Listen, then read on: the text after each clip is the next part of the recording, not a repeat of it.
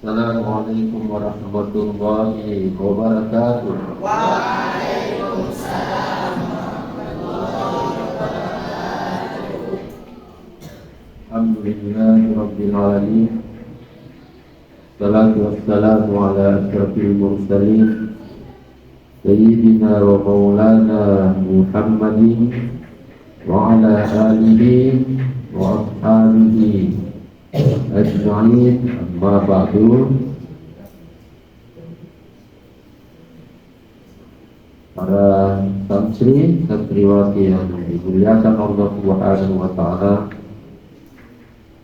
kembali mari kita bersyukur kehadirat Allah Subhanahu wa ta'ala atas segala nikmat anugerah dari Allah Subhanahu wa ta'ala, sehingga malam ini kita dapat bertemu kembali dalam lanjutan majelis kita, pembahasan tentang beberapa hal penting dalam kitab Ta'limul Muta'allim. Bersyukur ini menjadi wajib bagi kita agar kita sadar bahwa segala yang kita nikmati saat ini itu adalah anugerah pemberian dari Allah Subhanahu wa ta'ala. Dan tentu hanya orang yang sadar dengan segala nikmat dari Allah Subhanahu wa ta'ala yang bisa bersyukur, kita berterima kasih atas segala nikmat atau pemberian dari Allah Subhanahu wa ta'ala. Salawat salam semoga selalu tercurahkan ke hadirat baginda Rasulullah Muhammad sallallahu alaihi wasallam.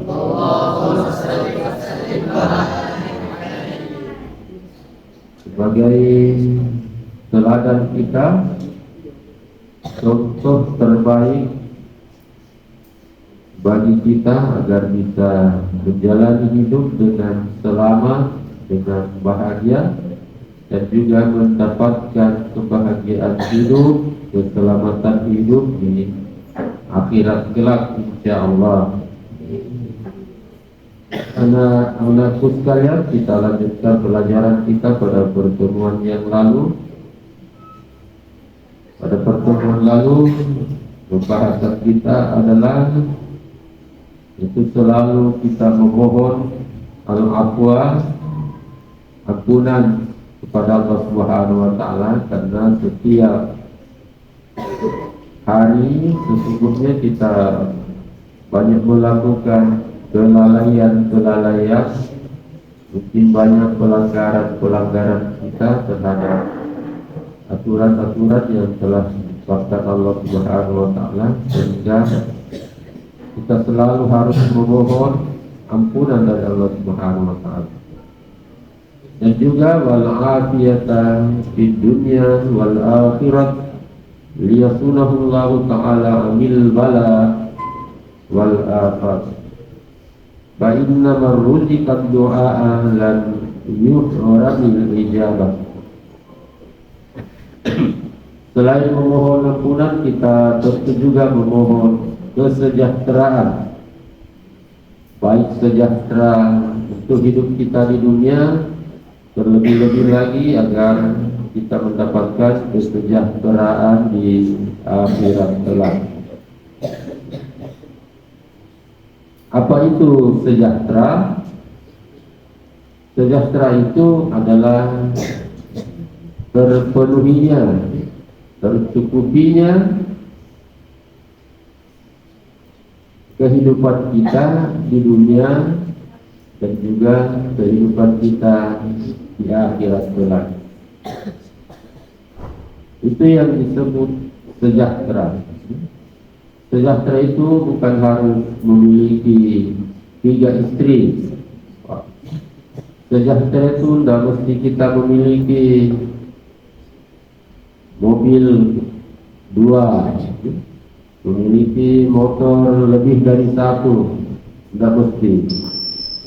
Karena inti sejahtera sesungguhnya ada pada hati kita. Apa itu? Sejahtera itu adalah merasa cukup dengan apa yang telah dianugerahkan Allah Subhanahu wa Ta'ala kepada kita. Merasa cukup dengan apa yang kita miliki saat ini. Karena itulah yang disebut sejahtera. Orang yang sudah diberikan misalnya hartanya 1 miliar, mau tambah lebih banyak lagi, itu ada indikasi belum merasa cukup dengan 1 miliar. Maka itu belum bisa dikatakan sejahtera. Tapi ada orang dengan uang 500.000, itu sudah cukup. Sudah cukup baginya. Kenapa? Karena hatinya sudah menerima apapun yang diberikan Allah Subhanahu wa Ta'ala. Ketika hati menerima, maka itu tidak akan ada masalah dengan apapun yang ada pada kita saat ini. Itu sejahtera di dunia, dan insyaAllah dengan merasa cukup dengan pemberian Allah, maka kita juga akan mendapatkan kesejahteraan di akhirat kelak. Wa kafa billahi wakila, kafa billahi syahidan. Cukuplah Allah menjadi wakil kita dalam segala urusan. Cukuplah Allah yang melihat segala perbuatan-perbuatan kita. Kenapa 2 hal ini perlu kita selalu mohon kepada Allah, yaitu ampunan dan kesejahteraan, agar kita dilindungi oleh Allah Subhanahu wa Ta'ala dari segala macam bencana, segala macam mara bahaya, segala macam penyakit. Itu manfaat ketika kita selalu memohonkan ampunan dan kesejahteraan kepada Allah Subhanahu wa Ta'ala. Jadi di paragraf ini ditutup, fa inna man ruziqad du'a la yuhramil ijabah. Karena Anda sekalian, orang yang dianugerahi kemampuan untuk berdoa atau memohon kepada Allah Subhanahu wa Ta'ala, itu tidak terhalangi dikabulkannya permohonannya. Ini catatan penting. Menurut dalam kitab ini, orang yang diberikan anugerah untuk berdoa itu tidak terhalangi terkabulnya doanya. Apa maksudnya, Anda sekalian? Kalau kita sudah berdoa, maka insya Allah akan dikabulkan doanya. Kenapa bisa seperti itu? Karena yang membuat kita juga bisa berdoa adalah siapa? Allah atau siapa? Siapa yang membuat kita mampu berdoa? Ustaz atau abang atau acung? Allah Subhanahu wa ta'ala. Karena Allah yang memberi kemampuan kita berdoa, maka insya Allah Allah juga akan memberikan apa yang kita minta kepada Allah Subhanahu wa ta'ala. Maka ananda sekalian, jangan malas berdoa. Jangan tidak mau meminta kepada Allah Subhanahu wa ta'ala. Karena ad-du'a'u mukhul ibadah. Doa itu adalah inti dari pengabdian kita kepada Allah Subhanahu wa ta'ala. Jadi orang yang tak pernah meminta kepada Allah Subhanahu wa ta'ala, sebenarnya dia mau menyampaikan bahwa dia adalah bukan seorang hamba yang butuh kepada Allah, karena tidak pernah minta pertolongan kepada Allah Subhanahu wa ta'ala. Jadi dia merasa mampu sehingga tidak pernah meminta bantuan kepada Allah Subhanahu wa ta'ala. Maka anak sekalian, pahami meminta kepada Allah itu adalah inti dari pengabdian kita. Inti dari ibadah adalah doa. Salat juga itu bermakna doa. Di mana doa disampaikan kepada Allah ketika kita salat? Mana doanya dalam salat? Kapan kita berdoa dalam salat?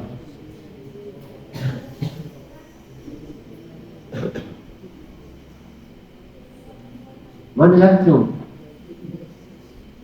Kapan berdoa dalam salat? Kapan? Saat kapan kita berdoa dalam salat? Nah, salat itu berarti doa.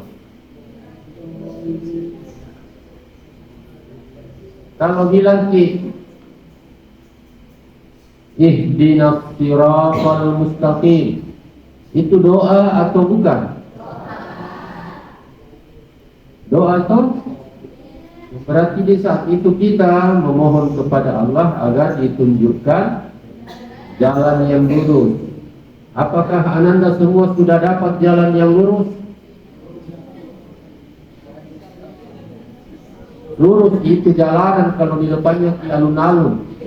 Kalau lewat situ sudah dapat jalan lurus itu. Jalan yang lurus itu adalah siratal ladzina an'amta alaihim. Jalan orang-orang yang telah engkau beri nikmat. Saya tanya kita sekarang, sudah dapat nikmat dia atau belum? Sudah dapat nikmat atau belum? Masa ketemu dengan saya bukan nikmat, atau ketemu saya adalah bencana atau musibah? Ketemu cium tangannya Abah itu nikmat atau bencana? Ini masa masih merasa belum dapat nikmat? Jadi sebenarnya yang kita minta itu sudah diberi Allah Subhanahu wa ta'ala. Bisa minum itu adalah nikmat. Bisa melihat itu adalah nikmat. Tapi nikmatullah itu apa? Nikmatullah itu sepupuku. Nikmatullah itu nikmat Allah Subhanahu wa ta'ala. Tapi ada sepupuku namanya nikmatullah.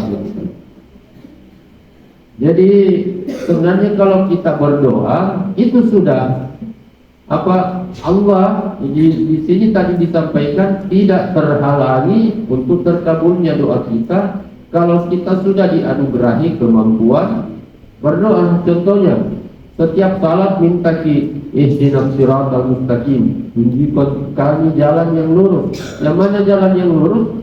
Siratal ladzina an'amta alaihim, jalan orang-orang yang telah diberi nikmat.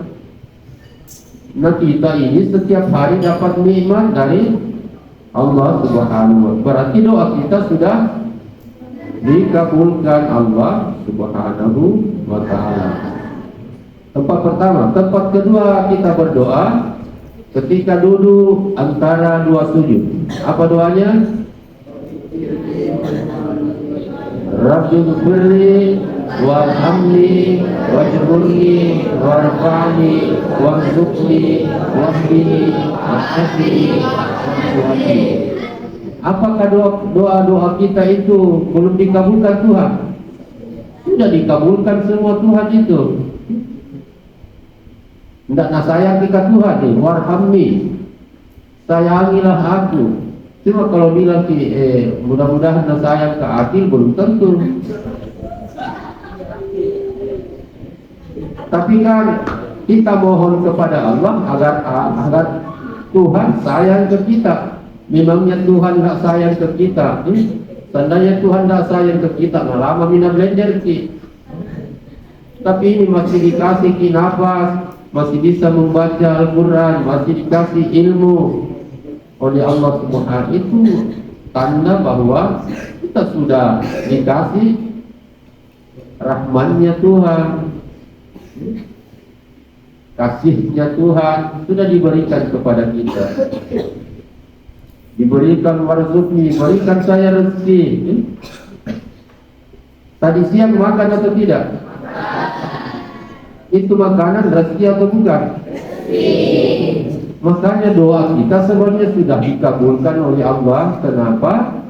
Karena guru kita mengatakan di sini, orang yang dianugerahkan kemampuan atau kesempatan berdoa, maka sesungguhnya tidak terhalangi dirinya untuk dikabulkannya doanya. Itu contohnya. Minta selalu dalam salat ihdinas siratal mustaqim. Itu sudah didapatkan semua di dunia ini. Jadi jangan bayangkan bahwa siratal mustaqim itu kayak jembatan siratal mustaqim seperti satu lembar rambut, katanya dibelah 7. Siapa yang terpeleset jatuh ke bawah, masuk dalam neraka. Siratal mustaqim itu adalah nikmat-nikmat yang sudah dianugerahkan Allah kepada kita. Jadi ananda sekalian, ini pentingnya kita berdoa kepada Allah Subhanahu wa ta'ala. Dan hakikatnya orang yang berdoa tidak terhalangi akan dikabulkannya doanya. Fa in kana al-bala'u muqaddaran yusibuhu la mahalat walakin yuyassirullahu alaihi wa yarzuquhu as-ghayb wa yarzuquhu sabran bi barakatid du'a. Meskipun bencana telah ditakdirkan menimpa, tetapi atas berkah doa yang kita sampaikan kepada Allah Subhanahu wa ta'ala, maka Allah akan meringankan derita dan memberikan ketabahan dan kesabaran kepada orang yang ditimpa musibah. Itu kenapa? Karena berkah dari doa. Jadi ada peristiwa, ada yang ingat peristiwa pesawat apa itu yang jatuh itu, Lion apa itu? Ya, Sriwijaya atau Srikandi, Sembarang ini yang penting ada dulu pesawat jatuh. Jadi ada bapak-bapak, ini toh, bapak-bapak dia penumpang di pesawat, misalnya Lion atau Sriwijaya yang jatuh, itu terlambat ke bandara. Terlambat tiba di bandara, pesawatnya pergi, sudah berangkat. Ditelepon istrinya bilang, gara-gara kita minim mama, gara-gara kita minim dok, terlambat kak, nah tinggalkan kak pesawat. Udah no telepon marah-marah, dia masih duduk-duduk. Tiba-tiba dia di bandara, kan biasa ada televisi. Sudah ada yang pernah ke bandara ini? Pernah sih? Apa mau ambil di bandara? Di nonton televisi? Oh, dia lihat pesawat. Jadi bapak itu menonton di televisi. Tiba-tiba ada berita bahwa itu pesawat tadi yang mau dia tumpangi ternyata jatuh dan tidak ada penumpangnya yang selamat. Akhirnya dia bersyukur dengan keterlambatannya. Maka ananda sekalian, apapun peristiwa yang kita alami pasti ada hikmahnya. Jangan sedikit-sedikit marah kepada bapak, marah kepada ibu. Boleh jadi keterlambatan kita, boleh jadi bapak tadi atas doa dari istrinya, dia selamat dari bencana itu. Belum waktunya meninggal, karena berkat doa yang dipanjatkan kepada Allah Subhanahu wa Ta'ala.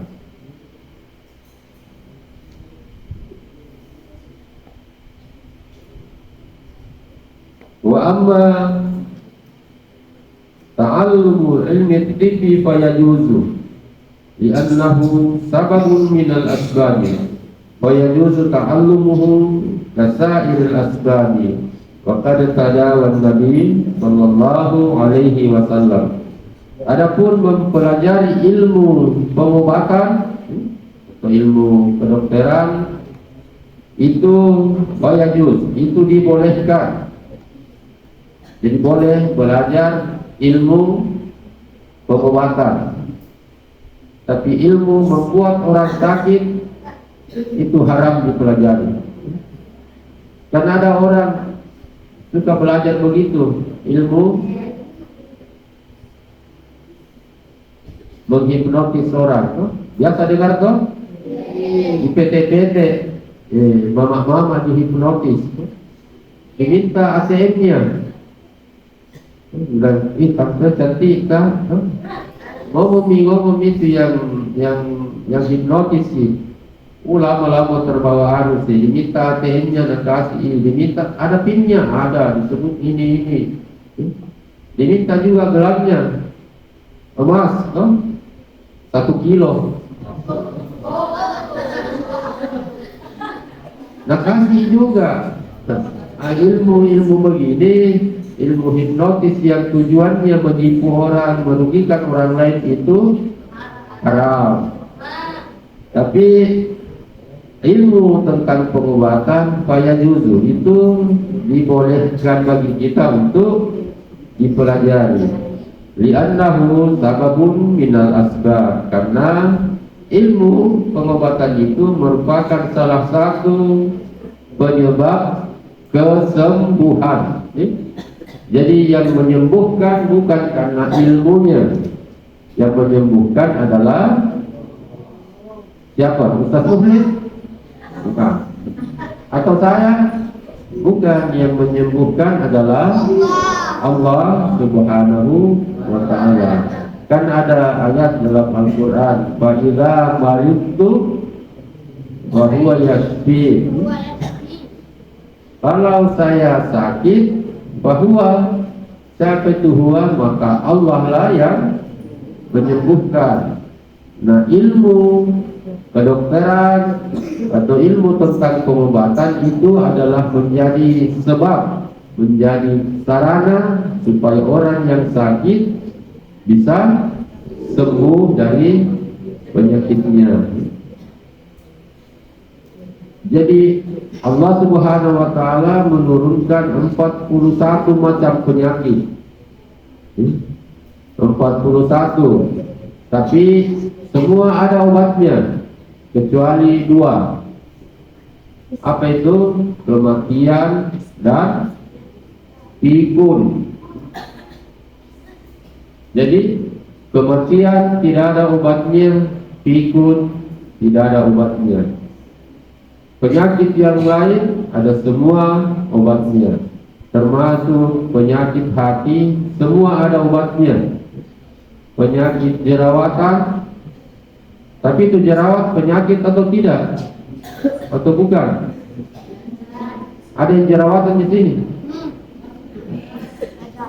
Ada yang pejabat? Habis pejabat penuh jerawat batu. Ada yang pejabat di sini? Tidak ada sih. Itu kalau yang jerawatan, ilmunya begini. Kalau BAB guys, toh, BAB guys, toh, dikasih begini tangan toh, dia muka ke saya toh, tidak ada jerawatnya karena hilang semua nih. Dulu waktu masih muda jerawatan juga. Jadi kalau ada saat BABG dikasih begini toh, kata bila di dalam hati kita keluarnya ini anuku, keluar tangan anuku, oh, keluarnya kotoranku maka keluar pemi juga jerawatku. Dikasih begitu guys, ya. Obat itu obat. Ini gunanya kalau kita tahu ilmu pengobatan. Ya. Kalau tadi kematian tidak ada obatnya, pikun tidak bisa diobati tapi bisa dihindari. Bagaimana caranya menghindari pikun? Perbaiki caranya istinja. Itu pertama, perbaiki caranya istinja. Istinja, jangan ada spotek di antara kita. Tahun dulu tuh dibilang spotek, sepotong tai kering. Tidak boleh ada spotek, maka itu istinjanya diperbaiki. Yang kedua ini karena masih muda-muda, kalau berwudu orang jangan ditutup itu mata. Saat wudu buka mata. Misalnya itu bagus terus penglihatan. Saya tua rambut baru tahu jadi menyesal sebenarnya tahu itu. Bagi yang masih muda kalau berwudu jangan ditutup matanya, buka. Kemudian kalau baru bangun pagi lihat yang hijau-hijau, jangan yang bening-bening. Kalau yang cowok yang bening-bening suka lihat kalau bangun. Semuanya kalau baru bangun lihat yang hijau-hijau, pandangan itu tegar. Yang selanjutnya banyak berzikir, banyak berzikir. Insya Allah itu menolak pikun itu. Menolak pikun. Apa itu zikir? Ya banyak sih. Mengaji itu zikir. Baca Al-Quran zikir. Murajaah zikir. Pokoknya perbanyak zikir kepada Allah Subhanahu. Insya Allah tidak pikun. Tapi pikun itu tidak bisa diobati, tapi bisa dihindari. Maka benar kata guru kita bahwa mempelajari ilmu pengobatan itu adalah boleh, karena itu adalah sarana untuk sampai pada kesembuhan.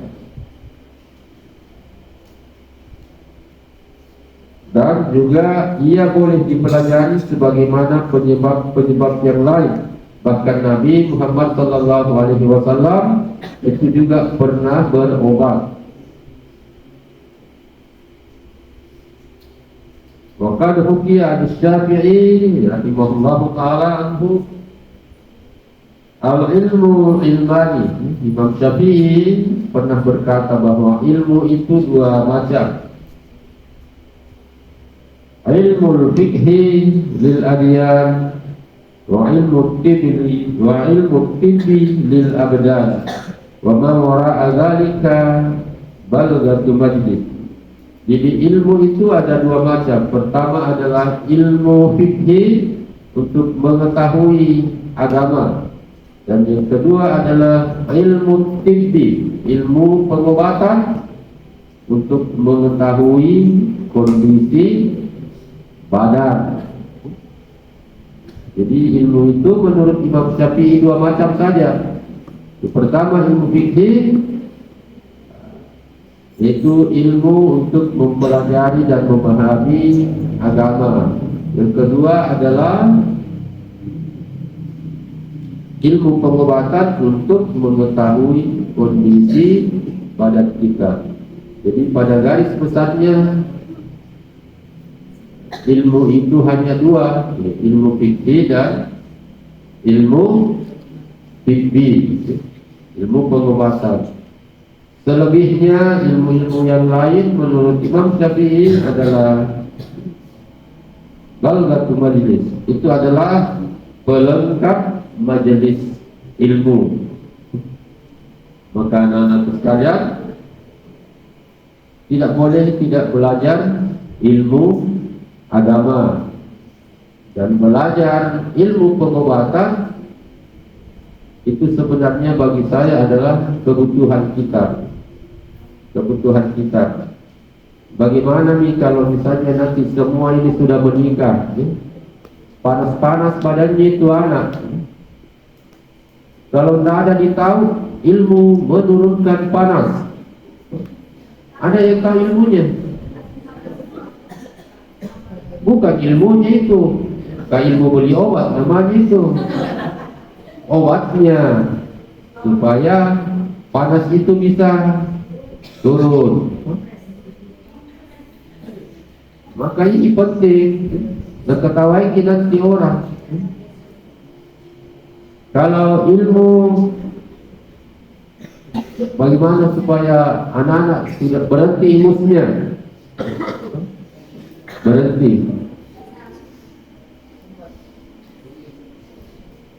Semua ada ilmunya.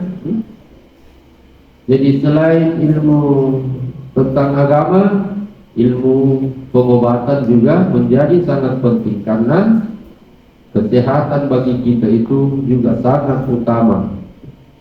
Jadi biar banyak uang, tak? Kalau tak sehat tidak enak juga dimakan itu. Somai. Atau di sini dia sakit enak dimakan somai. Tidak ada makanan yang enak kalau sakit orang. Tidak ada. Maka anak-anak sekalian, sekali lagi ilmu fikih itu wajib bagi kita, karena itu adalah jalan bagi kita untuk memahami agama kita. Kemudian ilmu pengobatan menjadi sangat penting, karena sangat dibutuhkan baik untuk kita, untuk keluarga kita juga, insya Allah itu akan sangat berguna. Jangan ilmu-ilmu dulu, ilmu-ilmu kanuragan seperti ilmunya Orochimaru, ilmunya Sasuke, Sarutobi, Senju, Hashirama, jangan itu. Di belakang itu ilmu-ilmu gitu, bonus-bonus bukan yang wajib itu, bukan. Itu ilmu bela diri agar menjaga diri. Yang paling penting adalah menjaga diri supaya kebal dari api neraka. Apa kalau aman dari musuh di dunia tapi tidak aman dari neraka? Maka itulah ilmu yang paling penting. Caranya bukan dengan belajar ilmu pengobatan, tapi belajar ilmu fikih supaya kita paham agama kita, bagaimana caranya belok kiri supaya tidak masuk ke neraka. Kalau ilmunya Naruto gampang, nanti saya ajar, karena saya ini Naruto juga. Saya Hokage ke-11. Kalau Naruto Hokage ke-7, saya Hokage ke-11. Nanti saya ajar. Apa sih namanya itu ilmunya Naruto yang memanggil kakak itu? Kan ada kodoknya itu Naruto tuh. Kuchiyose no Jutsu. Kalau ilmu begitu, apa nanti saya ajar. Kalau saya bukan lagi kakak, kupanggil anjing, kupanggil. Tapi juga bisa dibawa. Yang penting ada tadinya ditarik. Kakak itu. Itu enggak penting banget gitu loh. Yang penting ini sekali lagi fikih, ilmu memahami agama. Apa agama itu? Ada semua dalam Al-Quran. Maka ini adalah sekalian, alhamdulillah dasar memahami agama itu sudah dilewati sekarang. Menghafalkan dulu ayat-ayat Allah sebagai pedoman kita nanti menjalani kehidupan di dunia. Kemudian nanti selanjutnya belajar ilmu-ilmu fikih, syariat-syariat agama dan seterusnya. Ilmu pengobatan itu juga sangat penting. Siapa namanya itu? Hokage yang jago mengobat, yang perempuan itu. Tsunade. Itu kalau ilmunya itu penting dipelajari. Mengobati orang. Itu. Dari jarak dekat boleh, jarak sedang boleh, jarak jauh boleh. Kalau ilmu pengobatannya nanti kita bagi-bagi. Tadi ada dikubagi, menghilangkan jerawat. Adakah ilmunya Tsunade begitu? Tidak ada. Berarti saya lebih bisa dibanding Tsunade, menghilangkan jerawat.